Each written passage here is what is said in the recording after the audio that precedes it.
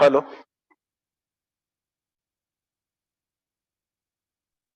Yes, sir. Can we start? Just, sir. Just a minute. Okay.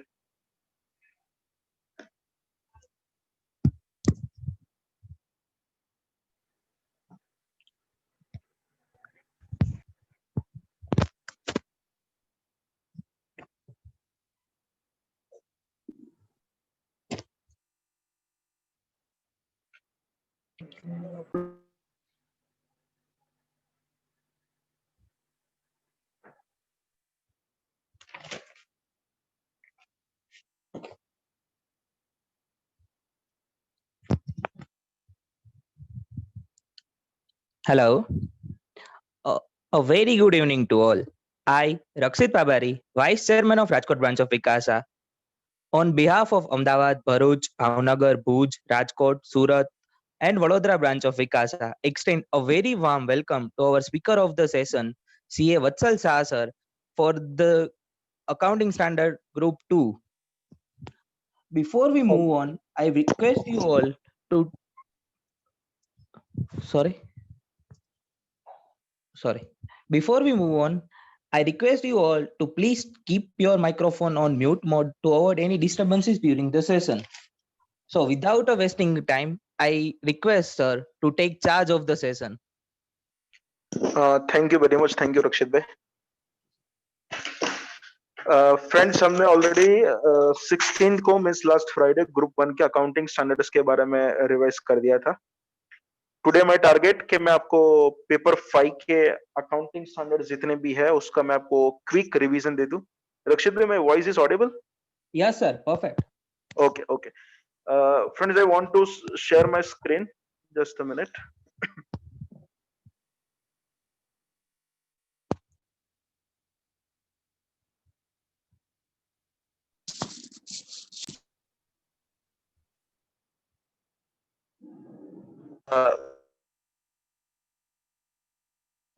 Friends, let's start. First of all, मैं आपकी queries है वो last के 10 to 15 minutes में हम उसको सॉल्व भी करेंगे. First, small accounting standard, that is nothing but accounting standard 4, and the name of accounting standard 4 is contingencies and events occurring after balance sheet date. कई बार स्टूडेंट्स इस पर्टिकुलर एएस को last दिन पे इग्नोर करते हैं and हम उसको next day पर उसमें से क्वेश्चन भी मिलता है, तब दिक्कत आ जाती है. फ्रेंड्स, इसमें एक्चुअली आपको पता होना चाहिए कि नाम देखिए कि यहाँ पे दो टॉपिक कवर किए गए. One is contingencies and second is nothing but the events occurring after the balance sheet date. First, let's start with the contingency. If I discuss the contingency, what is the definition? The circumstances of the event should be available on the date of balance sheet, result of which is not known. Result is known only after happening or non-happening of future uncertain event, which is not either wholly or partly within the control of the enterprise. Result may be a gain or may be a loss. ये definition तो अंदर भी आपके साथ दिया ही था, उसमें नया क्या? अब मैं एग्जांपल के साथ तो आपको पता चले. मान लो कि आज लेक्चर खत्म होने के बाद आपको विकासा कमेटी वाले आपको कुछ पार्टी दे रहे हैं एंड मान लो आप गए सब लोग मैगडी में एंड वहां पे गए सबने, कमेटी वालों ने आप सबके लिए कुछ ऑर्डर दिया एंड जो ऑर्डर में जो भी खाने पीने का जो भी आइटम है ना वो थोड़ा खराब निकला. आप सब लोगों ने डायरेक्टली मैगडी के मैनेजर को मिले, उन्होंने प्रॉपर रिस्पॉन्स नहीं दिया. आप सब लोगों ने क्या किया, तो मैनेजर को मिलने के बाद आप सबने वेटर को भी बोला भैया क्या तूने किया है, उन्होंने भी प्रॉपर रिस्पॉन्स नहीं दिया. आफ्टरवर्ड्स सब लोग पहुंच गए कहां पे, तो सिंपल, सब लोग पहुंच गए Gujarat high court and Gujarat high court में जाके आपने मैगडी पर केस ठोक दिया. एंड अगर फ्रेंड्स आपने गुजरात हाईकोर्ट में जाके अगर मैगडी पर केस कर दिया तो आपको इतना पता चल जाना चाहिए कि अभी तक केस का जजमेंट नहीं आया है, जस्ट केस हुआ है. तो सर्कमस्टेंसेस इवेंट के अवेलेबल है, रिजल्ट अवेलेबल नहीं है. रिजल्ट क्या नहीं, सबको फ्यूचर में ही पता चलेगा जो हमारे कंट्रोल में नहीं है. एंड रिजल्ट में आई थिंक किसी ने बीच में से स्क्रीन शेयर किया है. Okay, result may be a gain और मे बी अ लॉस. अगर मैगडी के फेवर में जजमेंट आया तो फ्रेंड्स मैगडी के लिए गेन है, पर मैगडी के अगेंस्ट में जजमेंट आया तो मैगडी के लिए लॉस है. नंबर ऑफ सीए इंटरमीडिएट के स्टूडेंट्स ऐसा समझते हैं कि कंटिंजेंट लायबिलिटी को नोट्स टू अकाउंट्स में दिखाने का. अगर आप ऐसा समझ रहे हो तो फ्रेंड्स समझ लेना आपका नॉलेज हाफ है, आपको पूरा पता ही नहीं है. एवरी कंटिंजेंट लायबिलिटी को हम नोट्स टू अकाउंट्स में नहीं दिखाते. फ्रेंड्स, कंटिंजेंट लायबिलिटी की हमको प्रोबेबिलिटी देखना चाहिए. एक्चुअली वर्डिंग वहां पे ऐसा यूज किया है कि कंटिंजेंट लायबिलिटी अगर आपकी प्रोबेबल है तो उसका आपको प्रोविजन बनाना है, कंटिंजेंट लायबिलिटी अगर आपका रीजनेबल है तो उसको आपको नोट्स टू अकाउंट्स में दिखाना है, एंड अगर कंटिंजेंट लायबिलिटी अगर आपका रिमोट है तो फ्रेंड्स उसको आप क्या कर सकते हो, तो उसको इग्नोर कर सकते हो। अब समझना मैं क्या बोल रहा हूं। प्रोबेबल मतलब और जिस चीज होने की प्रोबेबिलिटी 50% से ज्यादा है, रीजनेबल मतलब और जिस चीज होने की प्रोबेबिलिटी 5 से ज्यादा है बट अप टू 50 है, एंड रिमोट मतलब और जिस चीज होने की प्रोबेबिलिटी 5 से कम है। अब सुनो मैं क्या बोल रहा हूं। अगर मेरे पर कोई केस चल रहा है तो मैं मेरे लॉयर को पूछूंगा भाई तुझे क्या लग रहा है, कितने परसेंट चांसेस लग रहे हैं कि हम केस हार जाएंगे। लॉयर बोले सर 95% चांसेस है कि आप केस हार जाओगे। तो दिमाग चलना चाहिए आपकी इवेंट जो हुआ ना, ये इवेंट आपका प्रोबेबल हुआ, एंड इवेंट अगर आपका प्रोबेबल हुआ तो आपको ये भी पता चलना चाहिए कि बाद में मेरा सेकंड क्वेश्चन उसको होगा कि अगर मैं केस हार गया तो मुझे कितने का पेमेंट करना पड़ेगा। वो बोल रहा है कि आपको 5 लाख रुपए का पेमेंट करना पड़ेगा। तो सिंपल, ये प्रोबेबल था तो वो 5 लाख रुपए का क्या बना दोगे, प्रोविजन बना दोगे। सेकंड थिंग अगर मैं यहाँ पे कंटिन्यू करूं, मान लो कि अगर मेरा लॉयर बोल रहा है सर 40% चांसेस है कि आप केस हार जाओगे, तो इन दैट सिचुएशन मैं वो क्या करूंगा, 5 लाख रुपए का प्रोविजन नहीं बनाऊंगा पर 5 लाख रुपए को नोट्स टू अकाउंट्स में दिखाऊंगा। मेरा लॉयर बोले कि सर 2-3% ही चांस है कि आप केस हार जाओगे, तो एक रिमोट सिचुएशन हुआ जिसको मैं इग्नोर भी कर सकता हूँ। क्लियर। तो हर एक कंटिंजेंट लायबिलिटी को आप नोट्स टू अकाउंट्स में दिखाना है, वो भूल जाओ, उसकी प्रोबेबिलिटी देखना पड़ेगा, ये प्रोबेबल है, रीजनेबल है कि रिमोट है। क्लियर। नेक्स्ट टॉपिक है हमारा events occurring after balance sheet date, and what is the meaning of the events occurring after balance sheet date. Friends, if any event took place between the date of balance sheet and the financial statement approved by the competent authority। अब problem ये है कि competent authority मतलब what, अगर company होगा तो competent authority होगा board of directors, अगर पार्टनरशिप फर्म होगा तो कॉम्पिटेंट अथॉरिटी होगा पार्टनर, प्रोप्राइटरशिप होगा तो कॉम्पिटेंट अथॉरिटी होगा प्रोप्राइटर। क्लियर। हम यहाँ पे शेयर होल्डर चेक नहीं करते, अगर आपका just directors board of directors की मीटिंग में अगर फाइनेंशियल स्टेटमेंट को अप्रूव कर दे, वो दोनों डेट के बीच में अगर कोई भी इवेंट हुआ है तो हम उसको क्या मान लेंगे, events occurring after balance sheet date. मतलब मेरी बैलेंस शीट डेट है 31 मार्च, मेरे फाइनेंशियल स्टेटमेंट मेरे डायरेक्टर अप्रूव कर रहे हैं 15 अगस्त को, सो 31 मार्च एंड 15 अगस्त के बीच में अगर कोई भी इवेंट हो रहा है तो उसको मैं क्या मान लूंगा, events occurring after balance sheet date. Clear. फिर समझ लेना उसके दो टाइप होते हैं, एक होता है एडजस्टिंग इवेंट एंड एक होता है नॉन एडजस्टिंग इवेंट। अगर आपको बैलेंस शीट डेट पर पता ही था कि ऐसा कुछ इवेंट हो गया है, जस्ट उसका एक एडिशनल एविडेंस उसके आपको बाद में मिलता है, तो हम उसको क्या बोल देंगे, एडजस्टिंग इवेंट बोल देंगे। अगर आपको बैलेंस शीट डेट पर पता ही नहीं है तो हम उसको क्या बोल देंगे, तो नॉन एडजस्टिंग। हाँ, सब लोग एक घिसा पीटा जो एग्जांपल देते हैं, 28 मार्च को फायर हो गया और उसकी फायर की लॉस की अमाउंट आपको पता चलता है 2 अप्रैल को। हाँ, तो मुझे बैलेंस शीट डेट पर ये तो पता ही था कि फायर हो गया, जस्ट लॉस की अमाउंट मुझे बाद में पता चलता है, तो उसको मैं एडजस्टिंग इवेंट मान के पूरे पूरा लॉस रिकॉर्ड कर दूंगा। पर मान लो कि फायर हुआ तो 2 अप्रैल, अपने दिल को इतना पूछो कि आपको 31 मार्च को पता था कि फायर हो गया, आंसर इज नो। तो सिंपल, 31 मार्च को उसका जस्ट डिस्क्लोजर दो, बाकी कुछ भी करने की जरूरत नहीं है। अब समझो फ्रेंड्स, कोई भी नॉन एडजस्टिंग इवेंट अगर आपके गोइंग कंसर्न को अफेक्ट करता है ना, तो उसको क्या मान लेने का, एडजस्टिंग मान के उसको एडजस्ट कर देने का। मान लो मेरे पास एक ही फैक्ट्री था, एंड वो एक ही फैक्ट्री पर अगर फायर हो गया एंड उसके बाद अगर आपको लॉस हो गया, तो एक ही फैक्ट्री पर अगर फायर हुआ है ना, अगर लॉस हुआ है, तो सिंपल ये मेरे गोइंग कंसर्न को अफेक्ट करता है, एंड अगर ये मेरे गोइंग कंसर्न को अफेक्ट करता है तो सिंपल उसको क्या मान लेने का, आपको एडजस्टिंग इवेंट की तरह ट्रीट करना पड़ेगा। क्लियर। अब समझाओ, मैं मुझे देखना है कि आप लोग कितने करेक्ट आंसर देख रहे हो। मान लो 31 मार्च मेरी बैलेंस शीट डेट, मेरी इवेंट हो रही है 15 अगस्त को, अरे सॉरी, मेरा फाइनेंशियल स्टेटमेंट अप्रूव हो रहा है 15 अगस्त को, एंड 17 अगस्त को अगर फायर हुआ, कौन से अगस्त को, 17 अगस्त को, फिर से बोल रहा हूं, बैलेंस शीट डेट 31 मार्च, 15 अगस्त मेरी फाइनेंशियल स्टेटमेंट की अप्रूवल डेट, एंड द 17 अगस्त को फायर हुआ, तो आंसर में क्या दोगे, एडजस्टिंग के नॉन एडजस्टिंग। चैट बॉक्स में लिख के आंसर आपको देना है। 31 मार्च बैलेंस शीट डेट, यस। जितने लोगों ने नॉन एडजस्टिंग बोला वो सब गलत है, आंसर आना चाहिए, it is not an event occurring after balance sheet date. Concept समझो यार, वाई, क्योंकि मेरी डेफिनेशन क्लियर है कि balance sheet date and financial statement के अप्रूवल के बीच में अगर कोई इवेंट होता है तो ही उसको हम events occurring after balance sheet date मानती है। 31 मार्च मेरी बैलेंस शीट डेट थी, मेरे फाइनेंशियल स्टेटमेंट अप्रूव हो गए 15 अगस्त, एंड मैंने बोला कि मेरी इवेंट जो हुई थी ना वो तो 17 अगस्त को हुआ था, कि कौन सी event occurring after balance sheet date है। क्लियर? तो सिंपल आपको इतना ही लिखना था, in this case accounting standard 4 is not applicable. Clear? Perfect. Can I go ahead? Okay, so finally हम AS4 को यहाँ पे खत्म कर रहे हैं। Next thing is nothing but the AS5। Name बहुत बड़ा है और अंदर का कंटेंट इतना बड़ा नहीं है। The name of AS5 is nothing but net profit or loss for the period, prior period item and change in accounting policy. बहुत मजा आएगा इसमें तो। Net profit or loss for the period, prior period item and change in accounting policy. कोई मुझे answer देगा अगर मैं आपको पूछूं कि दुनिया का प्रॉफिट एंड लॉस कितनी चीजों से बनता है? अगर मुझे चैट बॉक्स में लिख के अगर आंसर दो तो दुनिया में कोई भी प्रॉफिट एंड लॉस कितनी चीजों से बनता है एज पर अकाउंटिंग स्टैंडर्ड? किसी ने बोला 5। Yes, you are correct. कौन सी 5?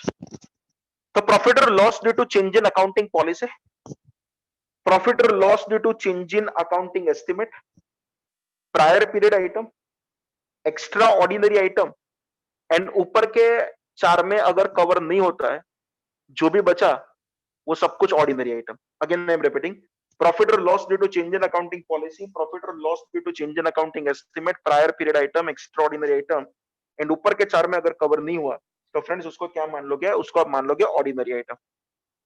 अब समझो मैं क्या बोल रहा हूं। हम सबसे पहले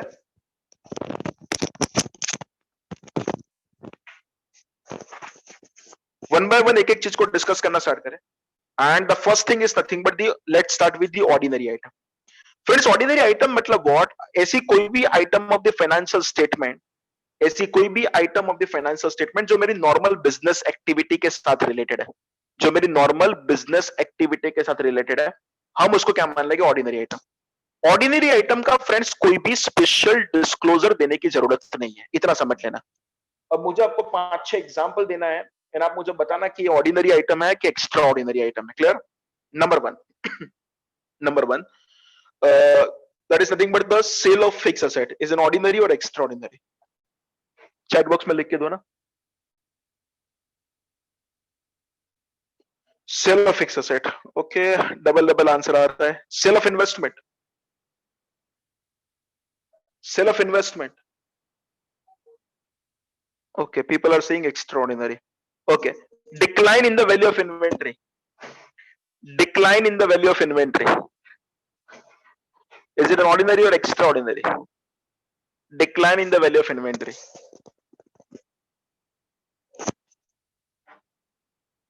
decline in the value of inventory, okay.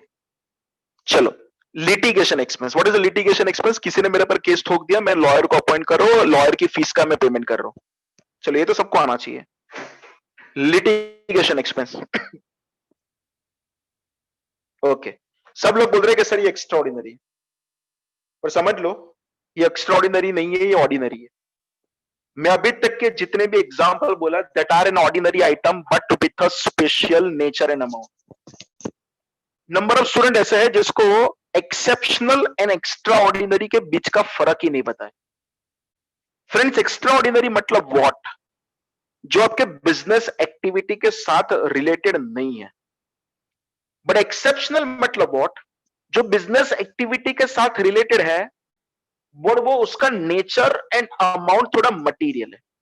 Like समझाओ, सिंपल आपको इतना बोलने का, मैं बिजनेस कर रहा हूं तो ये चीज हो रहा है, तो वो ऑर्डिनरी होगा, बाकी के केस में एक्स्ट्रा ऑर्डिनरी होगा। चलो बताना, मैं बिजनेस कर रहा हूं इसलिए मेरे एम्प्लॉय को सैलरी दे रहा हूं, ऑर्डिनरी का एक्स्ट्रा ऑर्डिनरी? ऑर्डिनरी। मैं बिजनेस कर रहा हूं, मेरा टर्नओवर बढ़ गया इसलिए मेरा टैक्स ऑडिट करवा रहा हूं, ऑडिटर को फीस का पेमेंट कर रहा हूं, ऑर्डिनरी। यस और नो? मैं बिजनेस कर रहा था इसलिए अर्थक्वेक आया, लॉस हो गया, फिल आ रही है? हाँ, ये बिजनेस के साथ कोई लेना देना नहीं है, इसीलिए एक्स्ट्रा ऑर्डिनरी। मैं बिजनेस कर रहा था इसीलिए फ्लड आया, लॉस हो गया, एक्स्ट्रा ऑर्डिनरी। मैं बिजनेस कर रहा था, फायर हो गया, लॉस हो गया, एक्स्ट्रा ऑर्डिनरी। बस आगे इतना बोलो, बिजनेस कर रहा हो तो ये चीज हो रहा है तो ऑर्डिनरी। सर, तो आपने जो एग्जांपल बोला था वो कैसे ऑर्डिनरी हुई? लाइक समझो, मैं बिजनेस कर रहा था, असेट यूज कर रहा था, असेट पुरानी हो गई इसलिए मैं उसको बेच रहा हूं, तो सिंपल ऑर्डिनरी। मैं बिजनेस कर रहा था, मेरे पास एक्सेस फंड थे, मेरा ऑब्जेक्ट क्लॉज में ही लिखा है कि वो एक्सेस फंड को मैं कभी भी इन्वेस्ट करके उसमें से अर्निंग कमा सकता हूँ, तो ऑर्डिनरी। समझ रहे हो मैं क्या बोल रहा हूँ? मतलब simple, they are related to directly with your business. Clear? मैं बिजनेस कर रहा था, मेरी प्रोडक्ट में कुछ खराबी निकला, इसलिए किसी ने मेरे पर केस कर दिया, ये डायरेक्टली मेरी प्रोडक्ट के साथ रिलेटेड केस था ना, अगेन ऑर्डिनरी। क्लियर? फ्रेंड समझो, अगर एक्स्ट्रा ऑर्डिनरी आइटम है ना, तो उसको आपको दिखाना है on the face of PNL. अब पहले तो आपको ये पता होना चाहिए कि what is the meaning of the on the face of PNL and in the PNL. समझना, मजा आएगा। रेवेन्यू फ्रॉम ऑपरेशन होता है ना, वो on the face of PNL होता है। अदर इनकम होता है ना, वो on the face of PNL होता है। पर कहने से अदर इनकम में भी बहुत सारी इनकम होती है, like dividend income, commission income, interest income. वो सब कुछ आपको on the face of PNL दिखाने की जरूरत नहीं है, नोट्स टू अकाउंट्स में लिख दोगे तो भी चलेगा। हाँ के ना? प्रॉपर्टी प्लांट एंड इक्विपमेंट होता है ना, वो on the face of balance sheet होता है। पर कहने से प्रॉपर्टी प्लांट एंड इक्विपमेंट में भी बहुत सारी एसेट होती है, लैंड, बिल्डिंग, फर्नीचर, वो सब कुछ इन द बैलेंस शीट होता है। मतलब कि in the notes to accounts दिखाओगे ना तो भी चलेगा।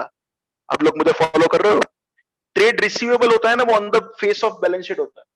पर कहना चाहिए ट्रेड रिसीवेबल में दो चीज आती है, debtor in the bill receivable, वो simply in the balance sheet होता है, मतलब नोट्स टू अकाउंट्स में दिखा दोगे तो भी चलेगा। क्लियर? तो आपको ये समझ लेना है। मतलब मैंने दो चीज कवर कर दिया आपके साथ, एक ऑर्डिनरी आइटम भी कवर कर दिया ना, एक एक्स्ट्रा ऑर्डिनरी आइटम भी कवर कर दिया। तीसरा, अब मजा आएगा, 70% पब्लिक गलत आंसर देगी।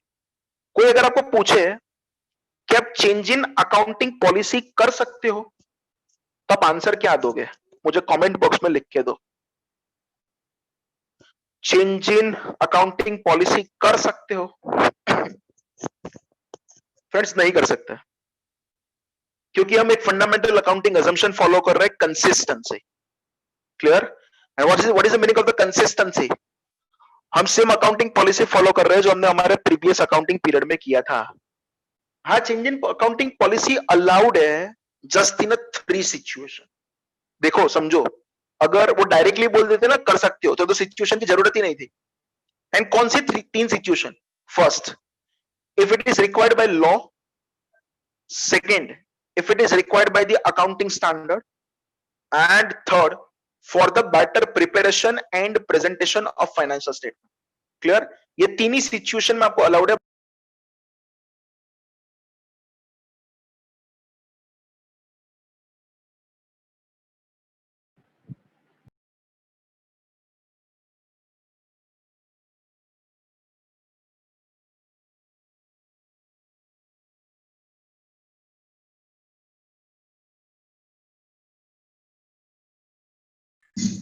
No problem. Sir will rejoin.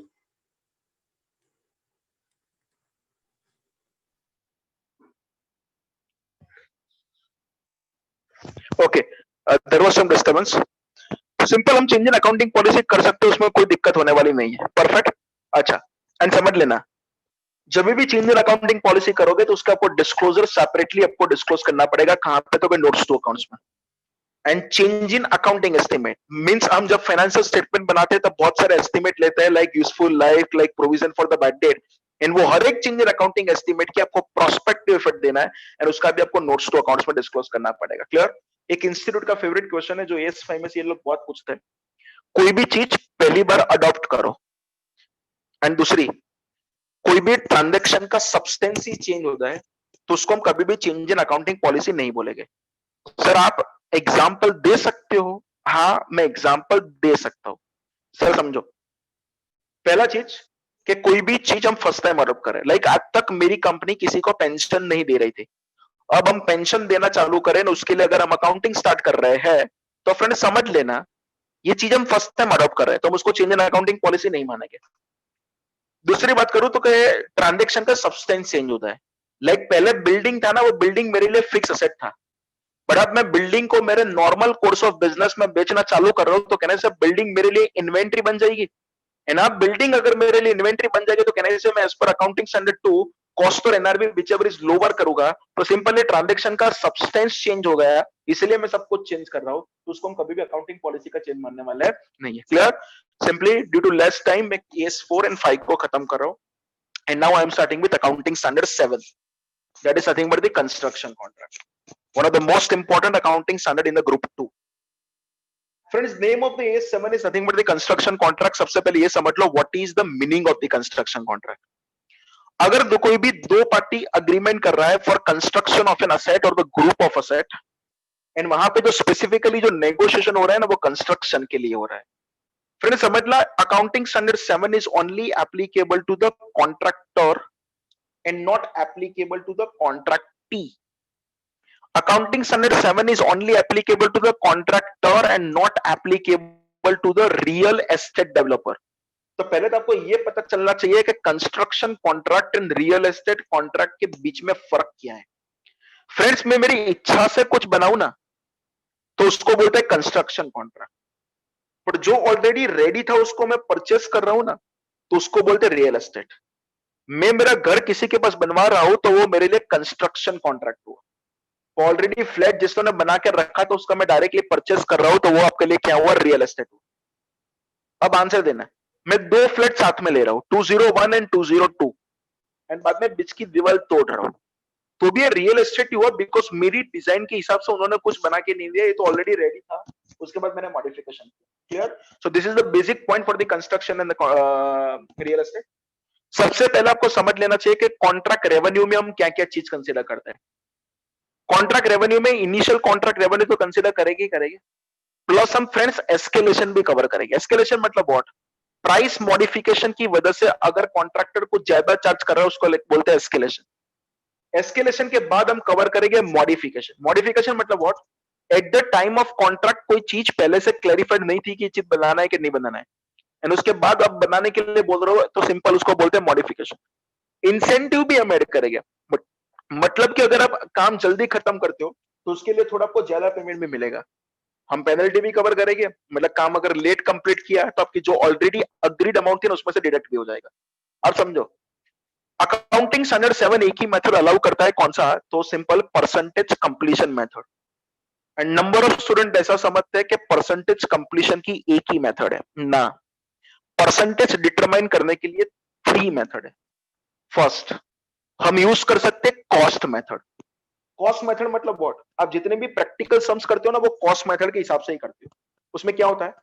तो क्या total cost incurred divided by total estimated cost into 100, तो आपको परसेंटेज कंप्लीशन मिल जाएगा। आपका total revenue multiplied by that percentage, जितना आपको क्या कर देना है, तो फ्रेंड्स रेवेन्यू रिकॉर्ड कर देना है, एंड वो रेवेन्यू में से कॉन्ट्रैक्ट कॉस्ट अगर माइनस कर दोगे तो आपको प्रॉफिट मिल जाएगा। ये हुआ परसेंटेज कंप्लीशन मेथड। दूसरा, कॉस्ट मेथड फॉलो नहीं करना है तो फ्रेंड्स आप सर्वे मेथड भी फॉलो कर सकते हो। सर्वे मेथड मतलब व्हाट? आपको अपने आप कुछ परसेंटेज कैलकुलेट नहीं करने का, सिविल इंजीनियर और आर्किटेक्ट को बुला के पूछ लेने का कि एक काम करो, कितने परसेंटेज काम खत्म हुआ आप बता दो, तो उसको बोल देंगे that is nothing but the survey method. Survey method use नहीं करना है तो आपके पास थर्ड पॉसिबिलिटी है, आप फिजिकल आउटपुट मेथड फॉलो कर सकते हो। मतलब सिंपल, आपको एस्टिमेट लगा के दिख रहा था कि आपको 3 साल, किसी का माइक चालू है आई थिंक बीच में, अच्छा, आपको लग रहा था कि आपको 3 साल लगेंगे, 3 साल में से मान लो कि अगर आपका 1 साल खत्म हुआ उसको बोलते हैं कि 1/3 काम खत्म हो गया। इसमें मैं कॉस्ट वॉस्ट नहीं देखूंगा, जस्ट क्या देखूंगा, टाइम फैक्टर को देखूंगा। क्लियर? सो फ्रेंड्स समझ लेना, परसेंटेज कंप्लीशन के लिए 3 मेथड है। You can follow cost method, you can follow survey method, and you can follow the physical output method. अब मोस्ट इंपॉर्टेंट, जब भी कोई भी क्वेश्चन में आपको अगर आपकी कॉन्ट्रैक्ट कॉस्ट कॉन्ट्रैक्ट रेवेन्यू से ज्यादा दिख रही है तो आपको प्रोविजन फॉर लॉसेस बनाना पड़ेगा। मैं रिपीट कर रहा हूं, अगर आपको आपकी कॉन्ट्रैक्ट कॉस्ट कॉन्ट्रैक्ट रेवेन्यू से ज्यादा दिख रही है तो आपको प्रोविजन फॉर लॉसेस बनाना पड़ेगा। सर उसको प्रोविजन क्यों बोलते हो? लॉजिक क्लियर है कि आपके पास जो वो कॉस्ट है ना वो टोटल एक्चुअल कॉस्ट नहीं है, जस्ट एस्टिमेटेड कॉस्ट है, एंड फ्रॉम एस्टिमेटेड कॉस्ट मुझे ऐसा लग रहा है कि लॉस होने वाला वो कंफर्म है, पर कितना लॉस होगा वो पता नहीं है, इसीलिए हम उसको क्या बोलते हैं, तो कि प्रोविजन फॉर लॉसेस बोलते हैं। फ्रेंड समझ लेना, अगर आपने कॉन्ट्रैक्ट का काम चालू नहीं किया है, काम चालू करने से पहले अगर आपको आपकी कॉन्ट्रैक्ट कॉस्ट कॉन्ट्रैक्ट रेवेन्यू से ज्यादा दिख रही है तो आपको प्रोविजन फॉर लॉसेस बनाना ही पड़ेगा, ये कंफर्म है। क्लियर? एंड अकाउंटिंग स्टैंडर्ड के 7 में वो लोग डिस्क्लोजर भी पूछते हैं आपको, कौन कौन से डिस्क्लोजर आपको देना पड़ेगा। कॉन्ट्रैक्ट रेवेन्यू का डिस्क्लोजर, कॉन्ट्रैक्ट कॉस्ट का डिस्क्लोजर, प्रॉफिट और लॉसेस का डिस्क्लोजर, प्रोविजन फॉर लॉस का disclosure and amount due to और ड्यू फ्रॉम कस्टमर का भी डिस्क्लोजर देना पड़ेगा। अब समझाओ अमाउंट ड्यू टू कस्टमर क्या होता है?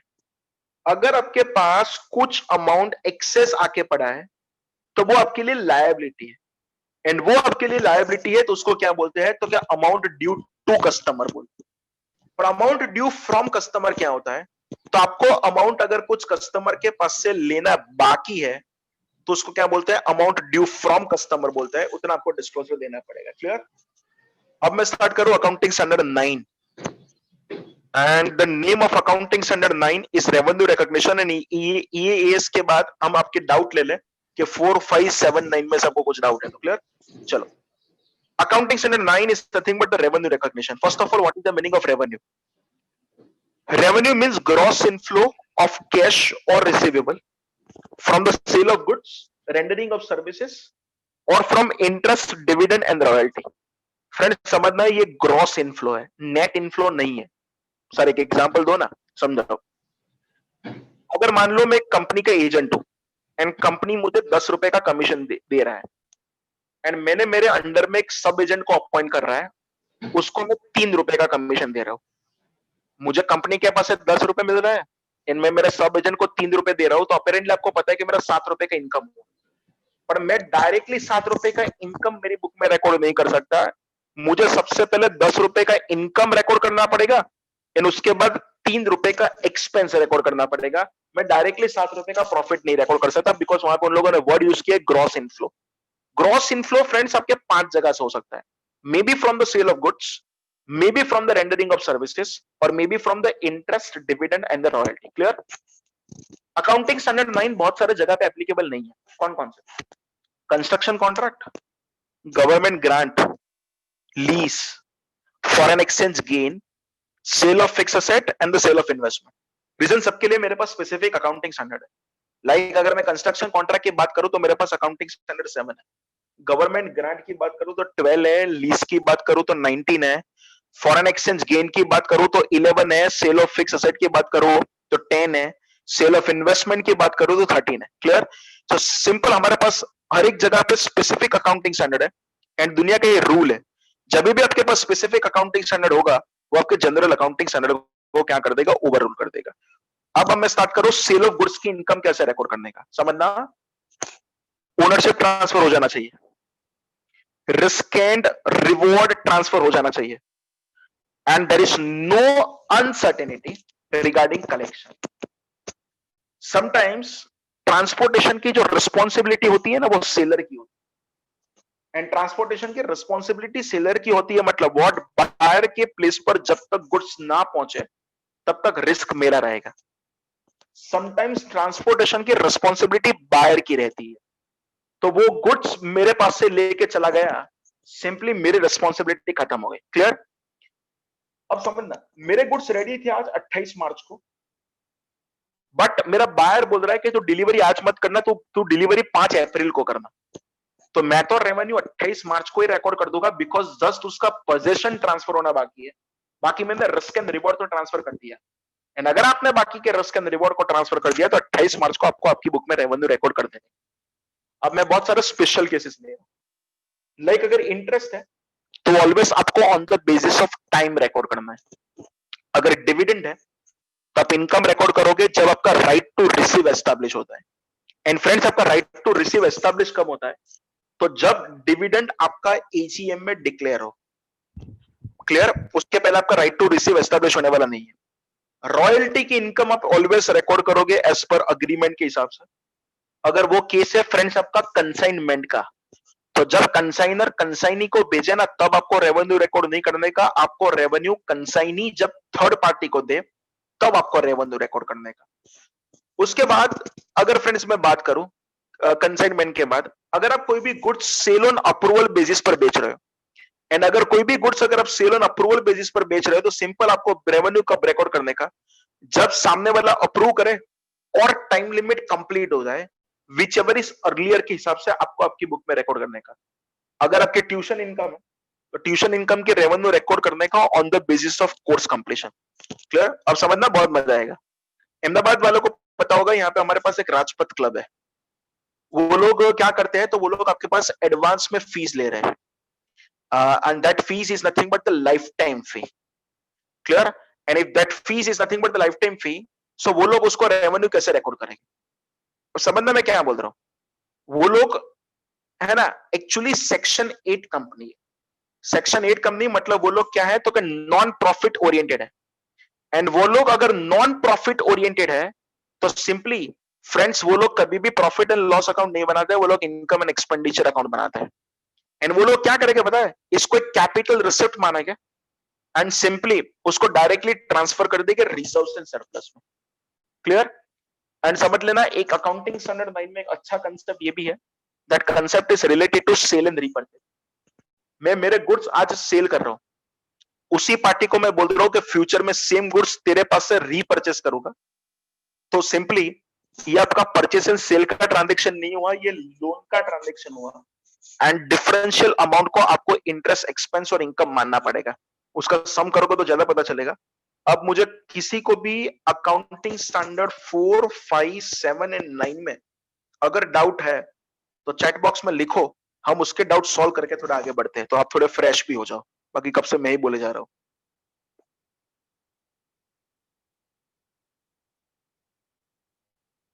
Accounting standard 4, 5, 7 and 9, any doubt?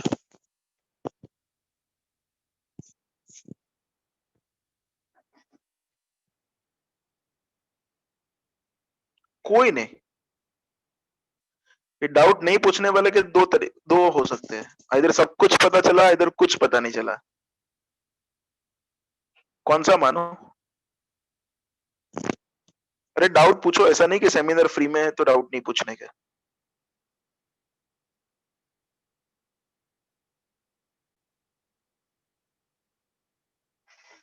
Okay, I think there was no doubt. I am going forward.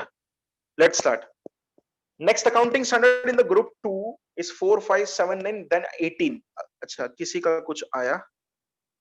Accounting for the real estate developer. That is a guidance note and actually not applicable for the CA intermediate. So don't worry. Okay, again there is some question. Okay, let's start. मैं अगर बीच में से कोई accounting standard अगर मेरे से रह जाए तो बोलना. As per my knowledge, now the next accounting standard is 18. One of my favorite accounting standard. Related party disclosure. Friends, related party disclosure की अगर मैं बात करूं, sometimes it may be possible. कोई भी ट्रांजैक्शन रिलेटेड पार्टी के साथ करते हो ना, तो वो ट्रांजैक्शन आपके आर्म्स लेंथ प्राइस पर नहीं होता। सीए इंटर वालों के लिए आर्म्स लेंथ समझना थोड़ा डिफिकल्ट हो जाता है। It may be possible, normally मैं गुड्स पर यूनिट 10 रुपए में सबको बेच रहा हूँ, पर जब रिलेटेड पार्टी है ना, तो इट मे बी पॉसिबल मैं उसको 7 में भी बेच रहा हूँ या 13 में भी बेच रहा हूँ। सो 13 में क्यों बेचो? इट मे बी पॉसिबल मेरा फ्यूचर में प्लानिंग है कि मुझे लोन लेना है, तो आज मुझे प्रॉफिट ज्यादा दिखाना पड़ेगा, इसलिए मैं थोड़ा हायर प्राइस पर सेल कर रहा हूँ। और अगर आपको टैक्स कम भरना है तो इट मे बी पॉसिबल है कि आप उसको थोड़े लोअर प्राइस पर सेल दिखा दो, व्हाटएवर द सिचुएशन। क्लियर? हो सकता है ऐसा। Friends, as an chartered accountant और एज एन ऑडिटर हमारा काम इतना है कि अगर कोई भी ट्रांजैक्शन अगर आपने रिलेटेड पार्टी के साथ किया है, तो वो ट्रांजैक्शन हमको नोट्स टू अकाउंट्स में डिस्क्लोज करना है। इमोशनल नहीं होने का, वो ट्रांजैक्शन सही किया, गलत किया, आर्म्स लेंथ प्राइस पर किया कि नहीं किया। ट्रांजैक्शन अगर आप रिलेटेड पार्टी के साथ कर रहे हो, तो 110% आपको क्या करना पड़ेगा? नोट्स टू अकाउंट्स में दिखाना पड़ेगा। अब रिलेटेड पार्टी दो वजह से हो सकता है, एक तो आइदर आपका कंट्रोल है, दूसरा आपका सिग्निफिकेंट इन्फ्लुएंस है। कब मैं बोल सकता हूं आपका कंट्रोल है? फ्रेंड्स, आपके पास डायरेक्टली और इनडायरेक्टली 50% से ज्यादा होल्डिंग है तो आप बोल दोगे कंट्रोल है। दूसरी चीज, आपके पास कोई कंपनी के 20% शेयर है, मतलब आपके पास सब्सटेंशियल इंटरेस्ट है, पर उसके आप डिसीजन मेकिंग में पार्टिसिपेट कर रहे हो, और आपके पास right to appoint majority of director. Clear? Friends, मैं स्टूडेंट्स को कभी रट्टा लगाने के लिए नहीं बोल रहा हूं, पर रिलेटेड पार्टी की डेफिनेशन तो आपको याद रहनी ही चाहिए। डेफिनेशन कुछ ऐसी है: एंटिटी विच डायरेक्टली और इनडायरेक्टली थ्रू सब्सिडरी कंट्रोल और आर कंट्रोल्ड और are under common control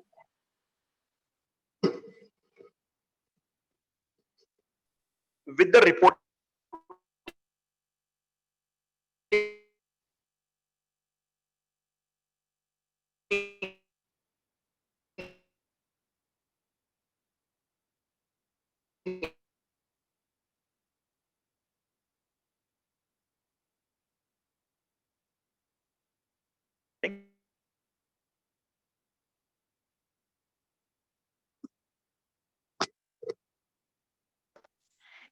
individual owing directly or indirectly in interest in the voting power of the enterprise that gives them control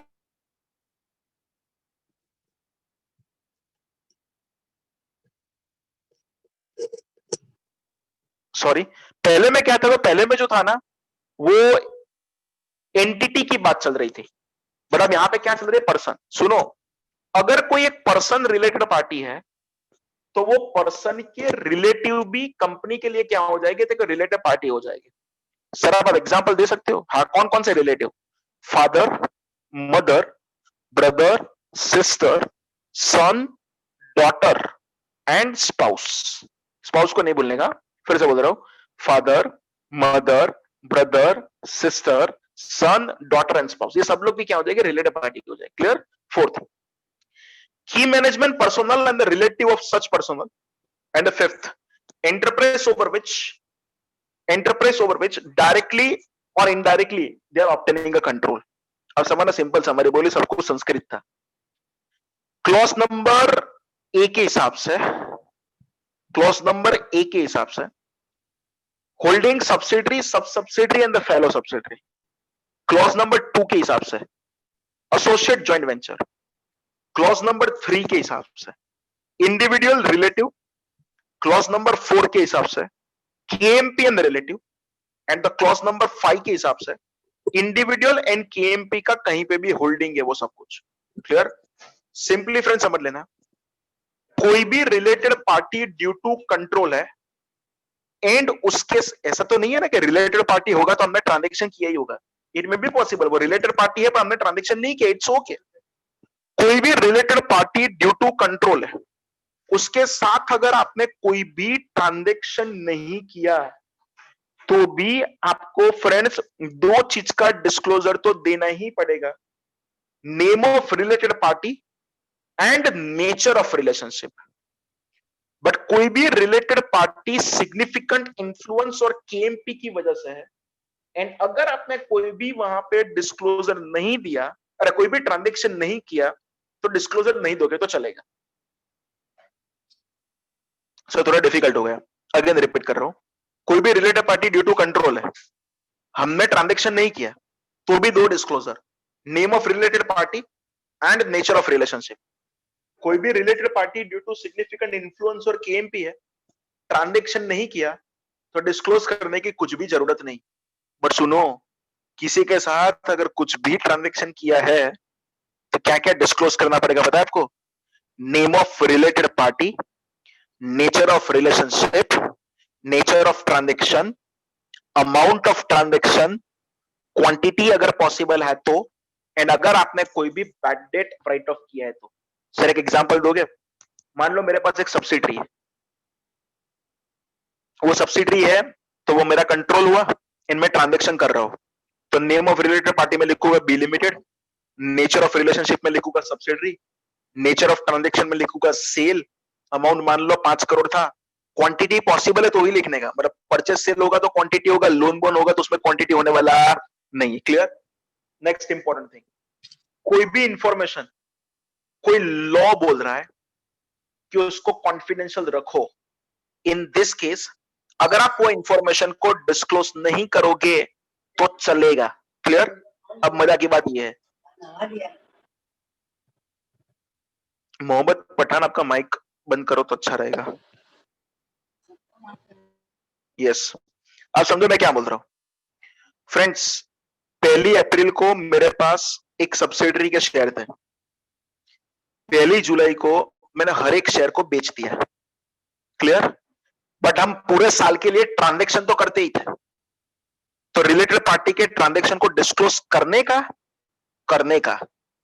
but not for the entire year just for the period from 1 April to 1 July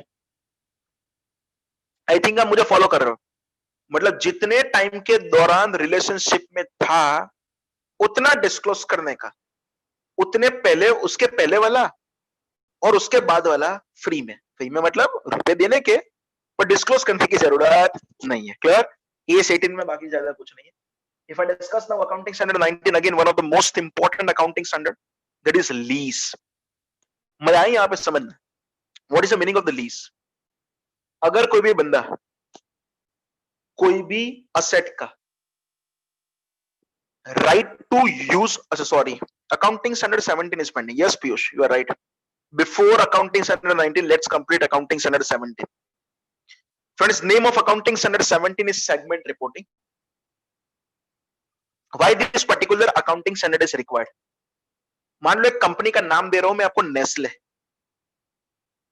Nestle बोले कि इस बार का मेरा profit 1000 crore का है. आप लोग खुश? एक्चुअली नहीं होना चाहिए. कांट से मैं आप बोलूं कि नेस्ले ने 1000 करोड़ के प्रॉफिट में से 900 करोड़ का प्रॉफिट मैगी में से कमाया है. मैगी नेस्ले का होता है? हाँ. एंड बाकी का 100 करोड़ का प्रॉफिट उन्होंने चॉकलेट में से कमाया. तो अब साला डर लग रहा है कि मेरी टोटल प्रॉफिटेबिलिटी में से जो मेरा मेजर प्रॉफिटेबिलिटी है वो तो मैगी की प्रोडक्ट में से आ रहा है, एंड गवर्नमेंट उसको कभी भी बंद कर सकता है, तो मैं फंस जाऊंगा. दूसरा एग्जांपल देता हूं मैं आपको, Kingfisher. I am not talking about the Kingfisher airlines, I am talking about the Kingfisher liquor. वो लोग बताए कि 1000 करोड़ का प्रॉफिट. खुश नहीं होने का. मैंने पूछा कि प्रॉफिट कहां से कमाया. उन्होंने बोला 1000 करोड़ में से 900 करोड़ का प्रॉफिट हमने बिहार में से कमाया एंड 100 करोड़ का बाकी का अदर स्टेट में से. अब बहुत लोगों को पता होगा बिहार में लिकर पर रिस्ट्रिक्ट कर दिया उन लोगों ने रिसेंटली, रादर 2-3 साल पहले. तब मुझे डर लग रहा है कि बॉस मेरी मेजर प्रॉफिटेबिलिटी जहां से मिल रही थी वो गवर्नमेंट ने उसको बंद कर दिया, तो मेरी प्रॉफिटेबिलिटी मेंटेन रहने वाला नहीं. मतलब अगर आप आपके बिजनेस को बाइफरकेट करते हो on the basis of the product and service तो उसको बोलते हैं बिजनेस सेगमेंट. पर अगर आप आपके बिजनेस को बाइफरकेट करते हो on the basis of the location तो उसको बोलते हैं जियोग्राफिकल सेगमेंट. फ्रेंड्स, मेरा फर्स्ट काम रहेगा कि मैं सबसे पहले सेगमेंट को आइडेंटिफाई करूंगा. बिजनेस सेगमेंट आइडेंटिफाई करने के लिए अकाउंटिंग स्टैंडर्ड 17 ने 5 फैक्टर बताए. कौन से factor? Nature of product and services, nature of production process, type of customer, distribution channel and the regulatory authority. जब मैं वर्ड बोल रहा हूं nature of the product and services, I am having the best example, that is nothing but the Tata. Tata कितनी product service में काम कर रहा है. टाटा स्टील है, टाटा सॉल्ट भी बेचता है, तनिष्क ज्वेलर्स भी उनका है, टाइटन वॉचेस भी उनका है, टाइटन आई प्लस चश्मा भी बेचता है. क्लियर? उसके बाद Tata Docomo, Tata Sky, even Tata AIA life insurance. Are you following me? So मैंने टाटा को जो बाइफरकेट किया है on the basis of the product and service किया. Next best example is nothing but the nature of the production process, and the best example is Amul. कैसे? अमूल बोल सकता है कि मैं मेरे बिजनेस को बाइफरकेट करो 2 पार्ट में. एक ऐसा पार्ट जहां पे सब कुछ प्रोसेस ऑटोमेटिक होता है एंड एक ऐसा पार्ट जहां पे सब कुछ प्रोसेस मैन्युअली होता है. तीसरा, that is nothing but the type of customer. Clear? Best example is nothing but the Reliance. Clear? Reliance Fresh के जितने भी आउटलेट्स है ना वहां पे सब कुछ रिटेल में मिलता है. बट रिलायंस का एक मॉल है अहमदाबाद के शाहीबाग एरिया में, वहां पे सब कुछ वो लोग किस में देते हैं तो होलसेल में देते हैं. तो मैंने रिलायंस के मॉल को बाइफरकेट किया on the basis of the customer. Next, अगर मैं डिस्कस करूं टाइप ऑफ कस्टमर के बाद, distribution channel. And the best example is nothing but I'm working in one coaching institute, that is nothing but the Navkar Institute. Navkar Institute is providing service face to face. Navkar Institute is selling the online lectures. So simply, they are distributing their service by different modes. Clear? And the last best example is nothing but the regulatory environment. Friends, best example is the SBI. State Bank of India है. तो वहां पे एक regulatory authority interfere करेगा RBI. उसके बाद अगर मैं बात करूं तो SBI लाइफ इंश्योरेंस है, तो वहां पे एक रेगुलेटरी अथॉरिटी इंटरफियर कर रहा है, IRDA, insurance regulatory development authority of India. Clear? ये हुआ बिजनेस सेगमेंट के बारे में. फ्रेंड्स, जितने भी सेगमेंट आइडेंटिफाई करोगे वो सबको डिस्क्लोज नहीं करना है. उसके लिए कुछ कंडीशन है, 5 कंडीशन. एंड कौन सी 5 कंडीशन समझना? 5 कंडीशन कौन सी? फर्स्ट, मेरा सेगमेंट का revenue, total revenue internal plus external का 10% या उनसे ज्यादा है. मेरा वर्डिंग समझना, मैं यहाँ पे segment revenue internal plus external दोनों कंसीडर कर रहा हूं. दूसरा, मैं चेक करूंगा सेगमेंट का रिजल्ट. फ्रेंड्स रिजल्ट मतलब सेगमेंट का प्रॉफिट के सेगमेंट का लॉस। करना क्या है आपको? सबसे पहले आपको सेगमेंट प्रॉफिट का टोटल करना है, उसके बाद जितने भी सेगमेंट में लॉसेस है ना उसका टोटल करना है, उसमें से whichever is higher select करने का और उसमें साइन कंसीडर नहीं करने का, एंड वो हायर का 10% करने का। सर फिर से रिपीट करो ना, सबसे पहले सेगमेंट प्रॉफिट का टोटल करने का, बाद में सेगमेंट लॉस का टोटल करने का, and whichever is higher select करने का। पर जब भी आप whichever is higher select करो तो समझ लेना आपको उसमें साइन कंसीडर नहीं करने का, एंड वो हायर का 10% करने का। तीसरा, आपका सेगमेंट का असेट टोटल असेट का 10% या उनसे ज्यादा हो जाना चाहिए। अब समझो मैं क्या बोल रहा हूं, समझो मैं क्या बोल रहा हूं। ये तीनों तीन कंडीशन के बीच में और था। नंबर 4 कंडीशन, मैनेजमेंट अपने डिस्क्रिप्शन से किसी को भी ऐड कर सकता है। And the number 5th, and बहुत सारे स्टूडेंट यहां पे फंसते हैं, इंश्योर दैट एटलीस्ट आपका 75% ऑफ एक्सटर्नल रेवेन्यू रिपोर्ट हो जाना चाहिए।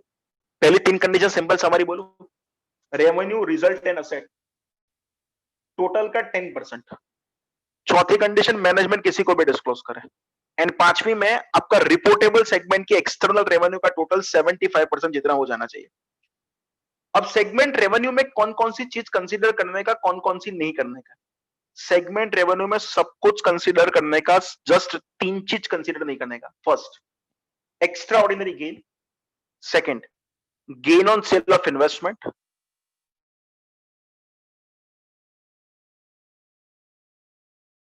And interest and dividend income.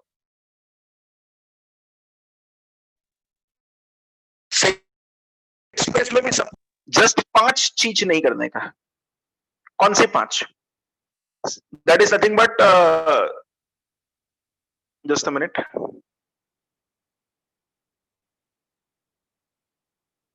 Okay.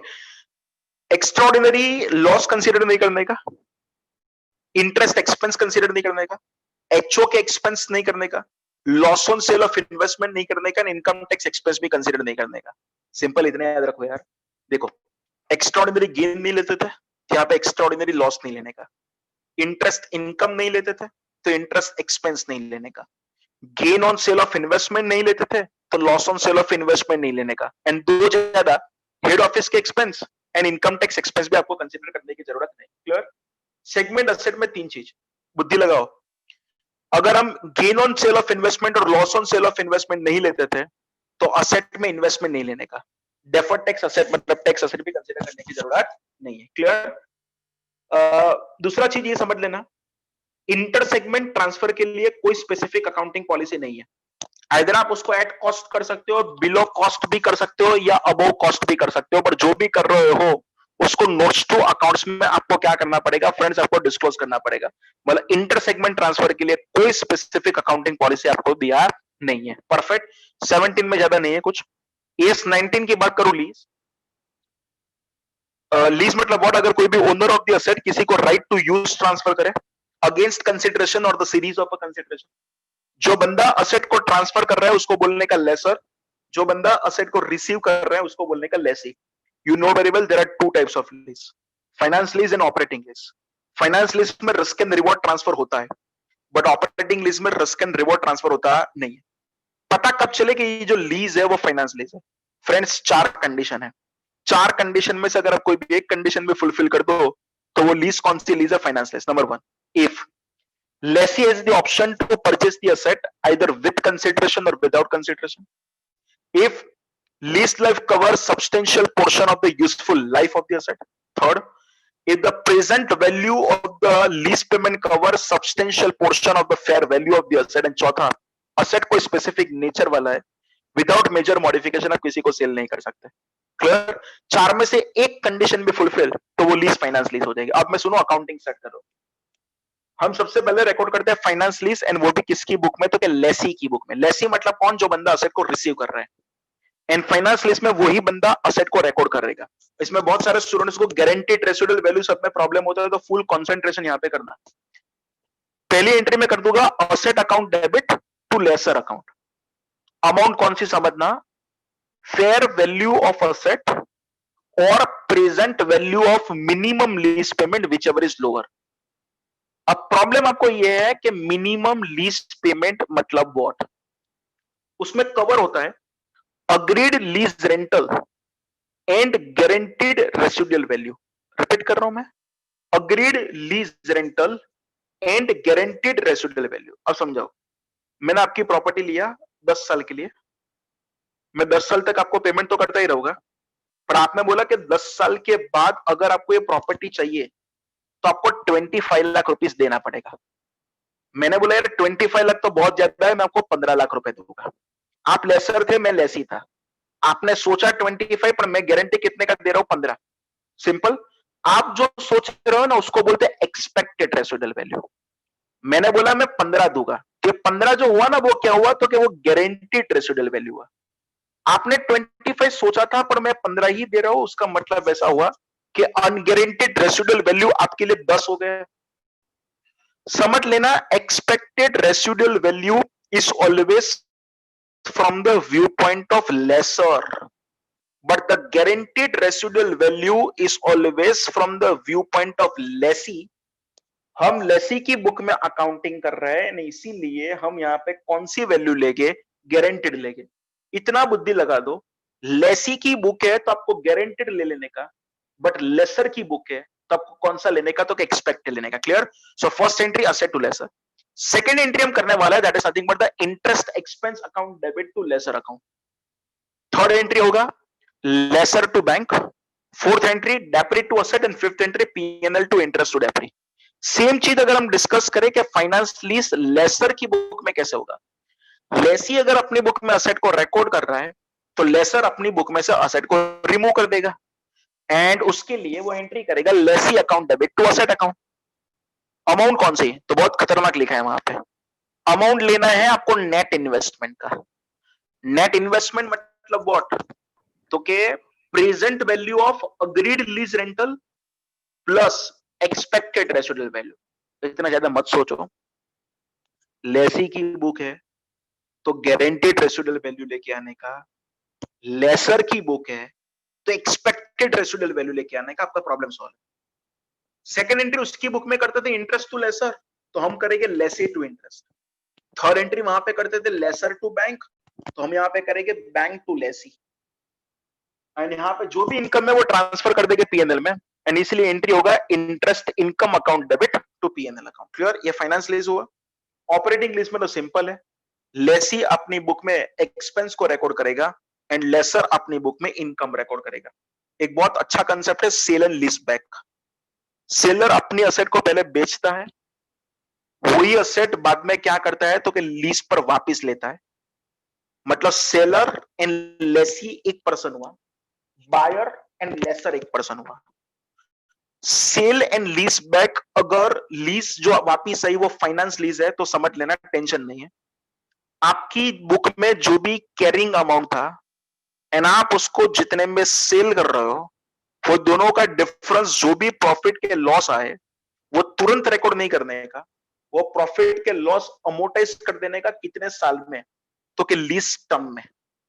पर मान लो कि जो सेल एंड लीज बैक है वो अगर ऑपरेटिंग लीज है, उसके बहुत सारे क्वेश्चन मॉड्यूल में अच्छे अच्छे दिए, ऑपरेटिंग लीज है तो अप टू फेयर वैल्यू तक प्रॉफिट आप रिकॉर्ड कर सकते हो, पर फेयर वैल्यू से ज्यादा अगर आपको कुछ भी मिल रहा है तो उसको क्या करना पड़ेगा? अमोर्टाइज करना पड़ेगा। क्लियर?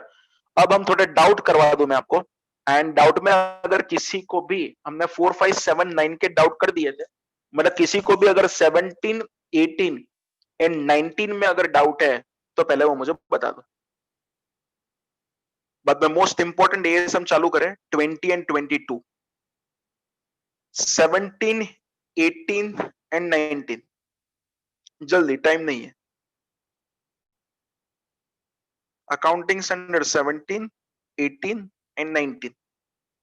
ओके, ठीक है, बाद में आपको डाउट है तो बाद में पूछ लेना, मैं आगे जा रहा हूं। Accounting standard 20, earning per share. Friends, there are two types of EPS, basic EPS and the diluted EPS. हम स्टार्ट कर रहे हैं our discussion from the basic EPS. Friends, what is the formula for the basic earning per share? Profit available to equity share holder divided by weighted average number of share. सबसे पहले अगर हम ले profit available to equity share holder मतलब what? तो क्या profit after tax minus preference dividend minus dividend distribution tax on preference dividend. Friend समझना, मैंने जस्ट कौन कौन सी चीज लिया, मैंने डायरेक्टली स्टार्ट किया प्रॉफिट आफ्टर टैक्स, मतलब टैक्स तो ऑलरेडी डिडक्ट हो ही गया था, minus preference dividend minus dividend distribution tax on preference dividend. अब दो तीन अच्छी अच्छी बातें सुन लो। At the time of calculation of the profit after tax, अगर कोई भी एक्स्ट्रा ऑर्डिनरी आइटम है तो उसको आपको कंसिडर करना पड़ेगा। अगर कोई भी प्रायर पीरियड आइटम है तो उसको भी कंसिडर करना पड़ेगा। बट अगर आपका कोई भी इक्विटी डिविडेंड है तो उसको कंसिडर करने की जरूरत नहीं है। अगर आपने कोई अमाउंट है जो आपने जनरल रिजर्व में ट्रांसफर किया है, उसको भी कंसिडर करने की जरूरत नहीं। अगर आपका preference share cumulative preference share है एंड कोई साल में प्रॉफिट नहीं हुआ, इसीलिए अगर आपने मान लो डिविडेंड नहीं दिया, तो भी for the calculation of EPS आपको डिविडेंड को माइनस करना पड़ेगा। बट अगर मान लो कोई पर्टिकुलर ईयर में अगर आपका प्रॉफिट नहीं हुआ एंड वो नॉन क्यूमुलेटिव प्रेफरेंस शेयर्स है एंड अगर आप डिविडेंड नहीं दे रहे हो, तो आपको माइनस करने की कोई जरूरत नहीं है। जब मैं बोल रहा हूं weighted average number of share, so normally friends bonus is considered from the day one, convertible instrument is considered from the date of conversion. अगर आप कोई भी शेयर्स को अगेंस्ट सर्विसेज रेंडर दे रहे हो तो from the date of services render. अगर वो amalgamation in the nature of merger है then from the day one. अगर वो amalgamation in the nature of purchase है तो उसको वेट देना पड़ेगा from the date of acquisition. Clear?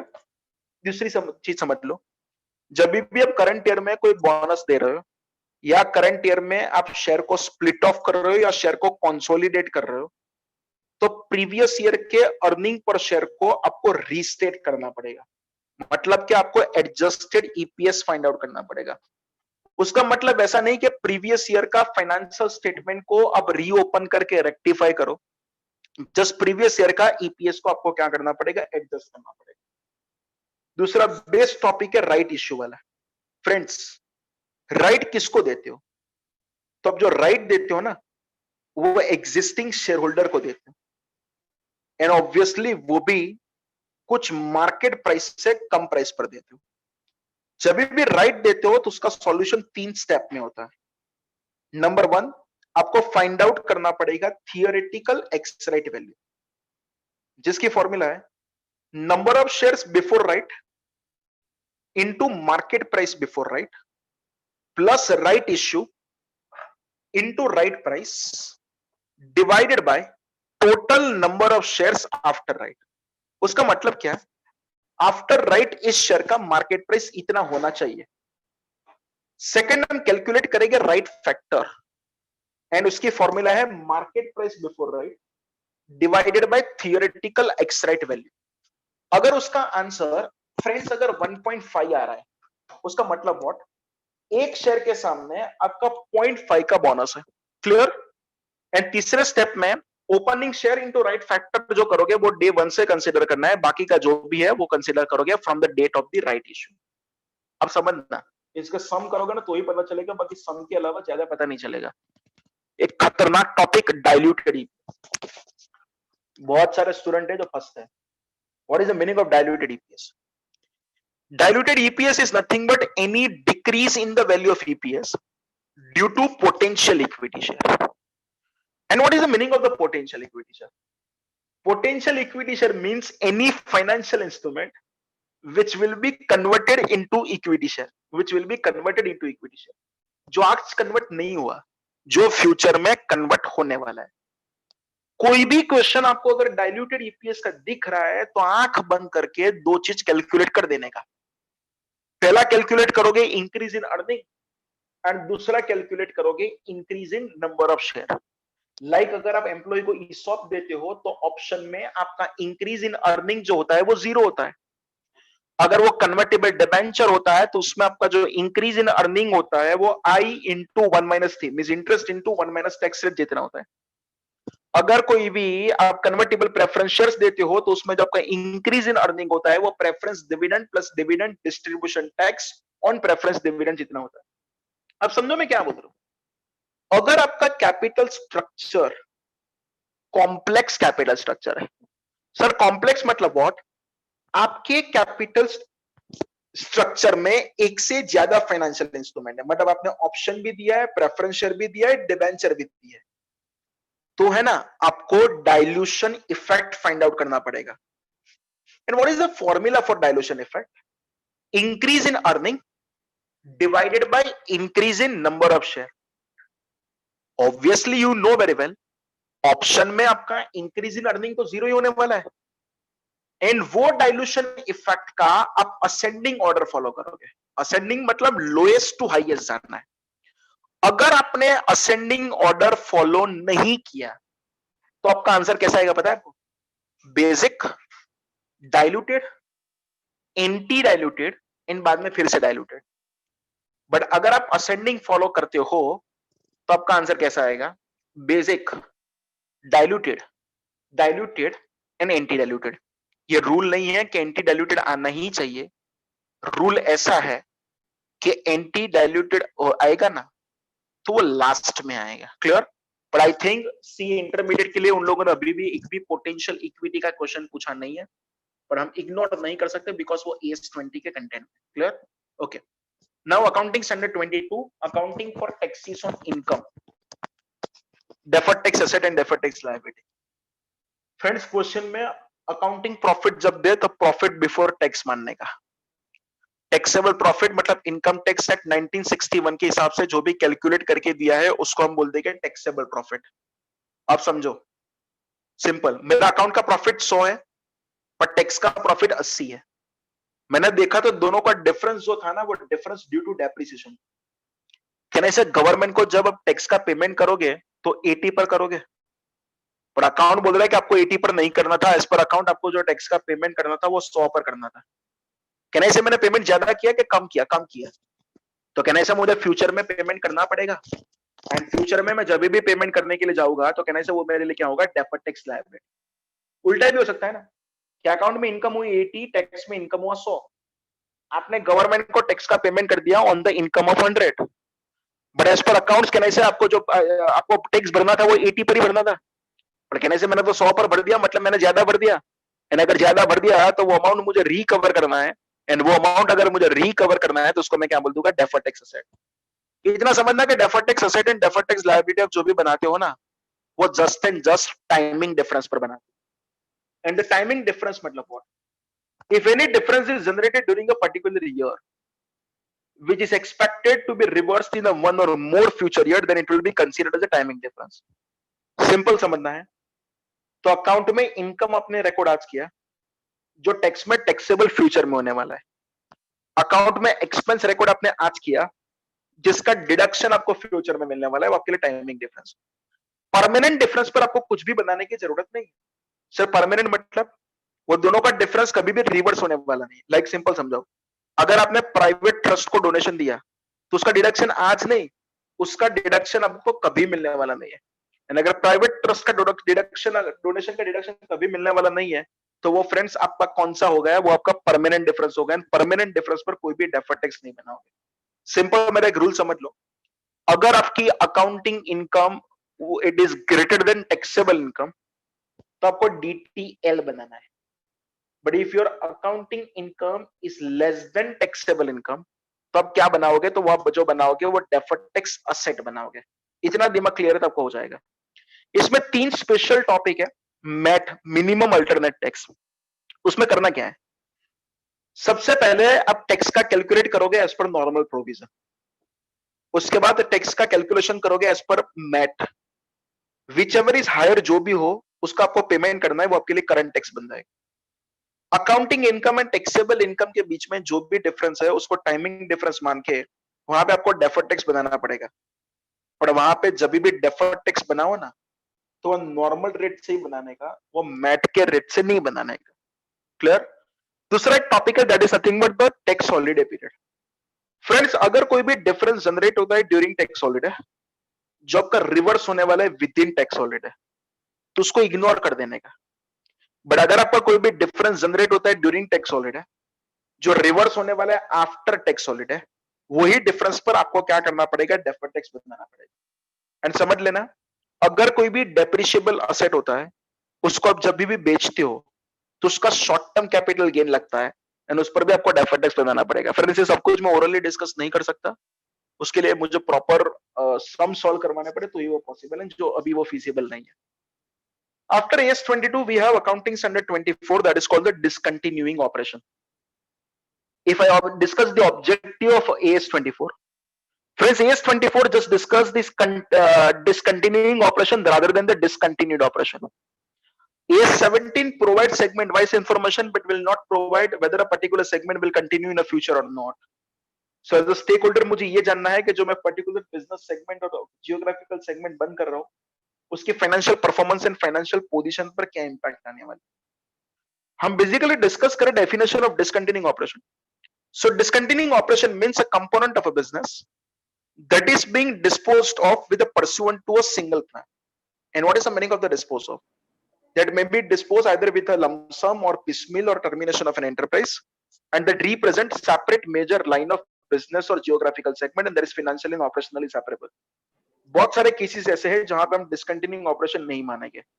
Number one, if we are changing our product mix, if we are gradually phasing out of the production, if we are doing the improvement in machinery, simple, in that situation if we are outsourcing of the production process, then आप उसको discontinuing operation नहीं माना। clear? next, AS26 intangible asset, again very easy because हमने already accounting standard 10 group 1 में किया था, same है। Intangible asset means any identifiable non-monetary asset without physical substance held for consumption in production of goods, rendering of services. Clear? जब मैं बोल रहा हूँ identifiable means it's separable, it's capable to sell, let out, exchange. Non-monetary means other than monetary. Clear? पर friends समझ में एक मस्त पॉइंट वहां पे वो है कि समटाइम्स इन एक ही असेट में आपको दो चीज साथ में मिलेगा। मींस आपको टेंजिबल भी लगेगा, इंटेंजिबल। लाइक आप सीडी टेली का सॉफ्टवेयर जो लेते हो, वो टेली का सॉफ्टवेयर सीडी में आता है, तो उसको टेंजिबल मानने का कि इंटेंजिबल समझ लेना। अगर स्टोरेज डिवाइस की प्राइस अगर मटेरियल है, स्टोरेज डिवाइस की प्राइस अगर मटेरियल है, तो दोनों को अलग अलग कैपिटलाइज करने का। पर स्टोरेज डिवाइस की प्राइस अगर मटेरियल नहीं है, तो पूरी असेट को इंटेंजिबल असेट ही मानने का। लाइक टेली का सॉफ्टवेयर जो सीडी में होता है ना, उसमें सीडी की प्राइस इतना मटेरियल होती नहीं है, तो हम पूरे टेली के सॉफ्टवेयर को इंटेंजिबल असेट ही मान लेंगे। पर मान लो हम हमारे वहां पे एक सैप इंस्टॉल करवाते हैं, अकाउंटिंग सॉफ्टवेयर, उसके लिए हार्ड डिस्क चाहिए, एंड हार्ड डिस्क की वैल्यू एक्चुअली मटेरियल होती है, तो उस चीज में हम क्या करेंगे, दोनों को अलग अलग कैपिटलाइज कर देंगे। दूसरा टॉपिक वहां पे वो है कि रिसर्च एंड डेवलपमेंट। रिसर्च मतलब what? Research is nothing but gaining of the knowledge, development is nothing but the application of the knowledge. Research के पीछे का आप जो भी खर्चा कर रहे हो, वो आपके लिए क्या होगा, तो रिसर्च के पीछे का जो भी खर्चा है वो आपको पीएनएल में चार्ज करना है, एंड डेवलपमेंट के पीछे जो भी खर्चा करोगे वो क्या कर सकते हो, कैपिटलाइज कर सकते हो। क्लियर? एंड एक और पॉइंट है अमोर्टाइजेशन। फ्रेंड्स, अमोर्टाइजेशन मतलब इंटेंजिबल कॉस्ट की, इंटेंजिबल असेट की कॉस्ट को अमोर्टाइज करना है। मैक्सिमम कितने साल में, तो क्या 10 साल में करना है, वो ध्यान रखना। क्लियर? एंड AS29 था जो कंटिंजेंट असेट वाला, तो उसको मैंने अकाउंटिंग स्टैंडर्ड 4 के टाइम कवर कर लिया था, तो फर्दर उसको डिस्कस करने की जरूरत नहीं है। तो मेरी ओर से मैं खत्म कर रहा हूँ, आपके जितने भी डाउट्स है वो पहले सॉल्व कर दें।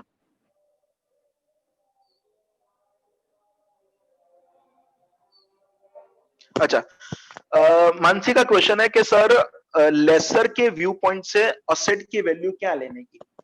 जो लेसर की व्यू पॉइंट से आपको agreed lease rental and expected residual value की प्रेजेंट वैल्यू लेने की, और लेसी के व्यू पॉइंट से agreed lease rental and guaranteed residual value की प्रेजेंट वैल्यू लेने की। फर्क इतना है, लेसी की बुक में गारंटीड लेने का, लेसर की बुक में एक्सपेक्टेड लेने का, बाकी कोई फर्क नहीं। डाउट पूछते रहो तो थोड़ा मजा है।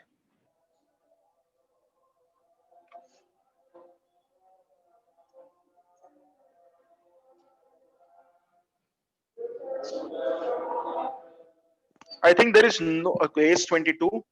first year loss, second and third year profit, tax and accounting profit difference only because of the set off of the loss. Yes friends, unabsorbed depreciation and carry forward of loss जब भी होता है तब हम deferred tax asset बनाते हैं. So on that set off of the loss हम deferred tax asset हमारे book में create करेंगे.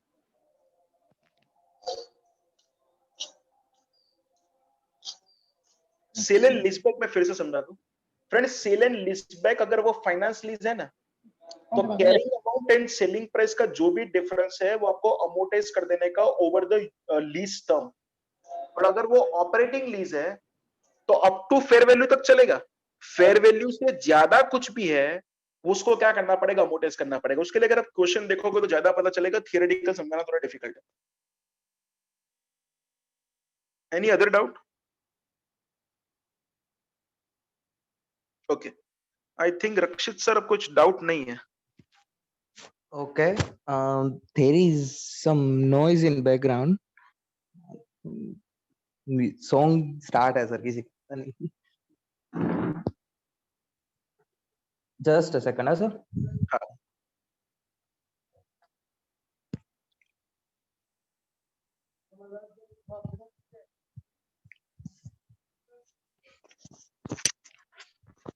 So thank you so much, sir, for sharing your time and valuable knowledge with us. Thank you, thank you. With this session, students gain good knowledge and solve their doubts as well.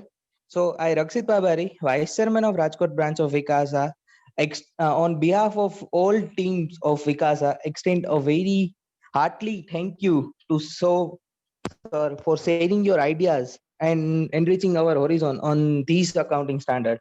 I would like to extend a special thank you, sir, for accepting our invitation in such a short notice and devote your time with us. Thank you very much. One announcement are there. Next session of Professor Ajay sir was cancelled due to some medical emergency. So kindly bear us, and we will announce these. We will announce soon with upcoming plans and events for sir session. So, and at last, as no program can become successful without a good audience, so I extend my big thank you to all the students for their support throughout the session. So thank you, sir. Thank you very much. Thank you, sir.